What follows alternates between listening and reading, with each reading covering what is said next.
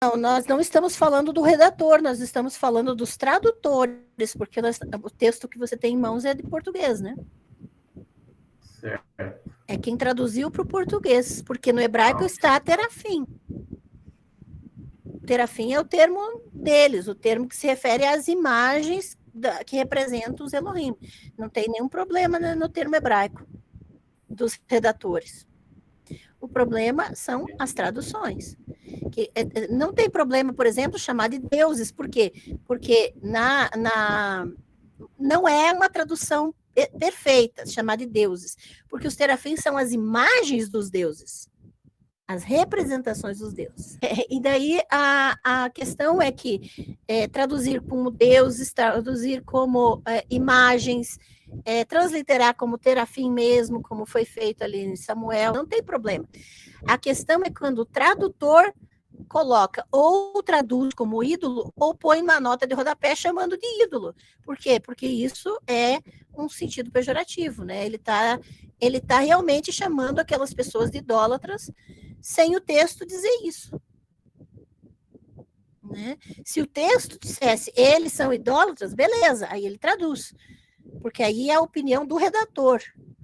Mas o texto não diz, é o tradutor que pôs o ídolo ali. E daí, realmente, aí é muito pior, porque não foi nem os redatores que votaram esse julgamento. É os tradutores, que são modernos, né? Principalmente porque não é um livro cristão, é um livro de outra religião e também não é um livro nem brasileiro, é um livro de outra cultura, lá do sudoeste asiático, ou seja, é outra maneira de pensar também, né? Então, por isso, quanto mais nota eu dar pé, melhor, claro. Mas, assim, eu realmente não tenho como afirmar nada em relação à intenção dos tradutores, porque, né?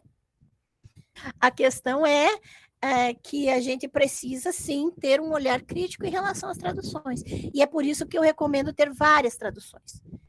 Porque daí uma mostra, às vezes, a pisada na bola da outra. Então, a gente não está aqui para julgar os tradutores em si, mas sim julgar as traduções criticamente. E mostrar o quanto elas escondem o que o texto diz. NTLH, nossa, essa tradução, nova tradução na linguagem de hoje, geralmente ela tem muitos furos, mas aí ela foi um alvo, porque ela não traduziu, ela pôs, além da tradução, as imagens, ela pôs no texto a explicação, as imagens dos deuses. Então, veja que, claro, não é exatamente uma tradução, mas ela quis deixar mais claro no texto mesmo, sem precisar botar uma nota de rodapé. Viu? Não deu tanta dificuldade escrever as imagens dos deuses deles. Não foi tanto trabalho.